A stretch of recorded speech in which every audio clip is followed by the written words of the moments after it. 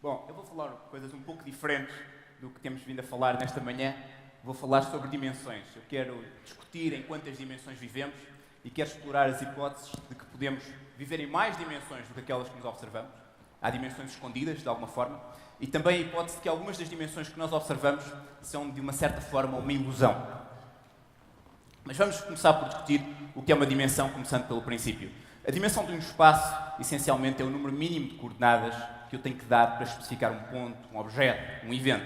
Por exemplo, se eu considerar um tabuleiro de xadrez, neste jogo eu tenho que especificar duas coordenadas, tipicamente uma letra e um número, e consigo dizer onde está cada uma das peças naquele tabuleiro. Portanto, essencialmente, isto é um objeto em duas dimensões. E nós? Em quantas dimensões é que nós vivemos? Será que isto é como o tabuleiro de xadrez? Vivemos em duas dimensões? Se eu pegar, por exemplo, num mapa de Manhattan, em Nova York, aparentemente é. Eu, com duas coordenadas, especifico cada um dos pontos. E ali naquele ponto vermelho do Google Maps, eu poderia combinar um encontro com um de vocês, no número 350 da Quinta Avenida, por exemplo. E essas duas coordenadas pareceriam suficientes. Mas não são. Uma vez que lá cheguem, não sabem em que andar é que eu estou do Empire State Building. Isto vai de encontro à nossa experiência de que vivemos de facto em três dimensões. Eu posso andar para a frente e para trás, eu posso andar para os lados, mas posso andar também para cima e para baixo. Em matemática, nós podemos falar de quantas dimensões eu quiser. Podemos falar de um ponto, que essencialmente não há nada a dizer, 0 dimensões. Uma linha, eu tenho que dizer onde na linha eu me encontro. Uma dimensão, o quadrado, essencialmente é o tabuleiro de xadrez, 2 dimensões, e o cubo, o nosso espaço. Mas eu posso falar de dimensões superiores a 3. Eu posso falar de 4, 7, 30 mil, infinitas dimensões, e não há qualquer restrição matemática a falar sobre isso. Em particular, é bastante importante falar em mais do que 3 dimensões, porque aquele encontro no Empire State Building ainda está muito mal especificado. Eu não disse quando, eu não disse a que horas nós nos devemos lá encontrar. E, portanto, nós na realidade não vivemos apenas em 3 dimensões de espaço, vivemos também numa dimensão temporal. É uma dimensão ligeiramente diferente das dimensões de espaço. Eu posso andar para a frente e para trás no espaço, mas no tempo não. Estamos aqui todos a andar juntos à velocidade da luz para a frente no tempo e não há nada a fazer sobre isso. Esta ideia que vivemos em 4 dimensões, 3 dimensões de espaço e uma de tempo é uma ideia antiga, começou com o Hermann Minkowski em 1906, 1907 e foi depois utilizada por Einstein em 1916 na sua teoria da relatividade geral. O que é que ele fez? Essencialmente, ele explicou a força da gravidade, esta força que nos prende ao chão, que mantém a Terra em órbita em torno do Sol, que mantém as galáxias coesas no universo. Ele explicou a força da gravidade como sendo a forma, a geometria destas 4 dimensões. Então, se de alguma forma estas 4 dimensões forem curvas, isto vai criar efetivamente a força da gravidade. Se eu tiver um planeta, uma estrela, qualquer coisa, a andar neste espaço curvo, vai descrever trajetórias como se estivesse sob a ação da força da gravidade. Então, isto é uma ideia bastante importante, que nos diz que a força da gravidade é a forma das 4 dimensões, mas também é uma ideia bastante antiga, tem cerca de 100 anos. E a ideia que eu quero falar hoje é uma ideia um pouco mais... Bom, também começou há cerca de 100 anos, mas foi explorada mais recentemente, que é a ideia de podermos viver em mais do que 4 dimensões. Esta ideia começou, talvez, em 1919, com o Kaluza e com o Klein, que exploraram pela primeira vez esta ideia. E a primeira coisa que eles tiveram que resolver é, bom, se nós vivemos em mais de 4 dimensões, onde é que elas estão? Nós vemos aqui 3, espaço e uma tempo, mas não vemos mais. A ideia é que estas dimensões estão de alguma forma escondidas. Se nós considerarmos, por exemplo, uma corda ou uma mangueira de jardim ou qualquer coisa que eu possa abstrair para um cilindro, se a corda estiver lá muito longe, no meu jardim, eu essencialmente apenas vejo a direção longitudinal. Eu vejo ali a direção azul, naquela ampliação. E eu tenho de facto de me aproximar, de alguma forma, ter um microscópio que me permita ver a corda de mais perto ou de ver o cilindro ampliado para descobrir que existe uma outra dimensão. Existe uma dimensão compacta, uma dimensão circular que fecha sobre si mesmo. E se essa dimensão for suficientemente pequena, for suficientemente microscópica, nós não nos apercebemos dela na nossa existência do dia-a-dia. Por exemplo... isto agora não está a andar? Já está. Por exemplo, a ideia de Kaluza Klein é que nós devemos pensar no universo, no nosso espaço, como tendo uma pequena dimensão compacta em cada ponto. Neste slide temos uma esfera. E então a minha mão, quando a minha mão passa aqui no espaço em 3 dimensões, não está apenas a percorrer 3 dimensões, mas em cada ponto do espaço está a dar uma pequena volta. em torno de cada uma destas dimensões compactas, mas elas são tão pequenas que eu não as vejo. Bom, esta ideia de Kaluza Klein era bastante interessante, mas não conseguiu de facto ter uma teoria física que a apoiasse no... Isto não parece estar a funcionar.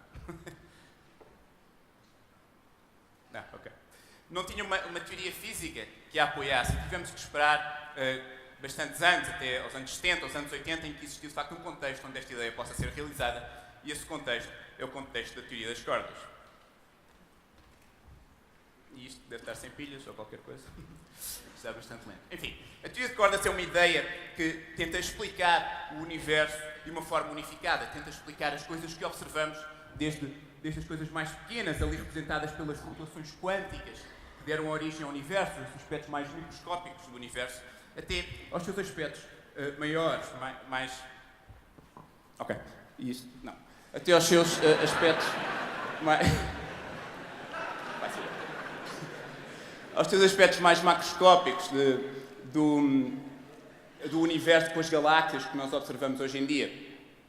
E então nós queremos ter estas coisas todas juntas num só framework. E, infelizmente, se para além do microfone pudessem dar um controle novo. Qual é a ideia por trás da teoria de cordas? Consideremos um diamante. E eu vou quebrar o diamante em vários bocados pequeninos. E eu descubro que ele tem uma estrutura molecular que é feita com átomos de carbono. E eu posso continuar a cortá-los em pedaços ainda mais pequeninos e começo a olhar para os átomos que têm um núcleo com prótons e neutrões e têm uma nuvem de eletrões à volta. E se eu pegar nos prótons e nos neutrões, eu posso também cortá-los em bocados ainda mais pequenos e descubro que são feitos de umas outras partículas chamadas quarks. Então, estes eletrões, estes quarks, todas estas partículas elementares são os tijolos, os blocos fundamentais que constroem o nosso universo. Mas são uma série deles. E a teoria de cordas diz-nos, bom, o que nós devemos pensar é que cada um destas partículas elementares é, na verdade, uma corda, uma supercorda quântica, microscópica, que está a vibrar. E da mesma forma que se eu tiver uma guitarra ou um violino, eu posso tocar diferentes notas, diferentes sons, dependendo da maneira como eu toco a guitarra. Também aqui eu devo pensar que cada vibração destas cordas, cada modo de vibração, que eu tenho ali alguns desenhados a vermelho, a verde e azul, cada modo diferente de vibração, cada som destas cordas dá-me uma partícula diferente. Então eu consigo ter um framework onde eu consigo ver todas estas partículas que existem como diferentes aspectos da mesma coisa. Agora, a teoria de cordas tem uma pequena nuance. A teoria de cordas existe apenas em 10 dimensões. Não em 4, não em mais do que 4, mas em 10. E eu poderia mostrar um slide sobre isso? Ok.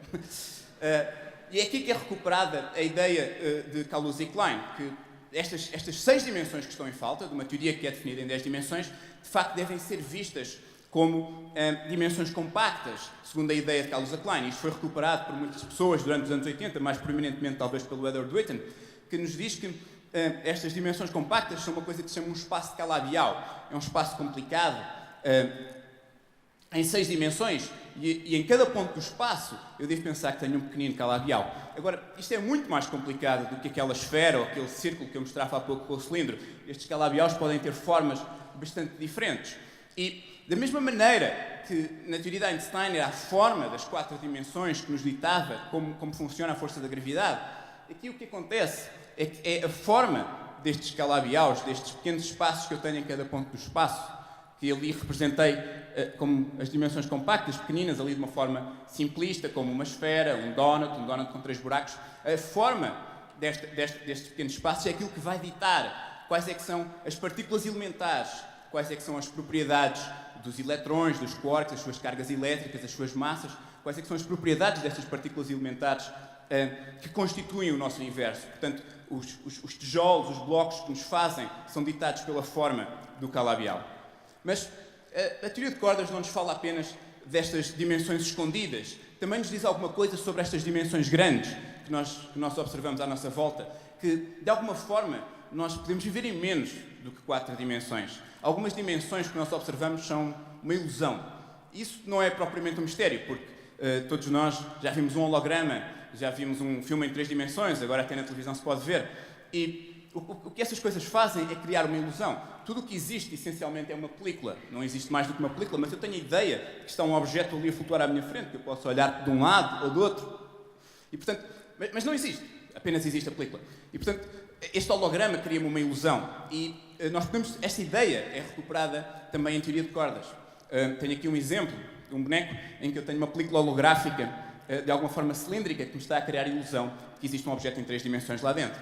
E esta ideia foi recuperada há cerca de 10 anos, começou com o Rommel Acena, que nos diz que, de facto, talvez seja essa a maneira correta de pensarmos no nosso universo. E para dar um exemplo, vamos pensar que o nosso universo é esta sala, que isto é tudo o que existe, esta nossa conversa, eu e vocês.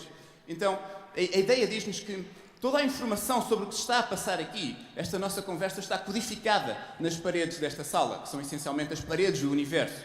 E o que acontece aqui dentro é, de alguma forma, uma ilusão. Nós não precisamos de nenhuma terceira dimensão para descrever o que aqui está a acontecer. Basta-nos a informação nos cantos da sala. E então, nós agora podemos transportar esta ideia para o universo como um todo, e neste caso é mais a forma de mais um objeto curioso, que se chama um espaço diante de Sitter, que é uma espécie de um cilindro gigante. E nós devemos pensar no nosso universo, de alguma forma, como um cilindro gigante, onde toda a informação do que se passa lá dentro está codificada na parede, está codificada na fronteira do universo. E vamos olhar de cima, porque é que eu tinha aquele boneco com aqueles morcegos. Porque nós podemos pensar, bom, eu agora gostava de ir até à fronteira, queria ir até às paredes da sala, se de alguma forma fosse o nosso universo, mas eu queria ir até à fronteira do universo para conhecer, de facto, os seus aspectos mais fundamentais. Bom, isso é muito complicado. Imaginem que eu era um daqueles morcegos. Isto mostra-me qual é a forma real deste espaço de Antida-Sitter. Se eu fosse um daqueles morcegos e eu decidisse começar a andar até à fronteira, eu cada vez sou mais pequenino, e sou mais pequenino, e sou mais pequenino, e a fronteira está, de facto, efetivamente, a uma distância infinita. E eu não consigo nunca lá chegar. Portanto, nós, enquanto entidades tridimensionais, fazemos necessariamente parte dessa ilusão que é a terceira dimensão. Agora, esta forma deste espaço é importante, porque existem objetos, existe, por exemplo, no centro da nossa galáxia, existe um objeto enorme com cerca de 10 a 7 km, que se chama um buraco negro Sagitários 10, 12, qualquer coisa como isso. Eu consigo compreender esse buraco negro relativamente bem se utilizar a teoria de Einstein, que descreve a gravitação como a forma destas 4 dimensões.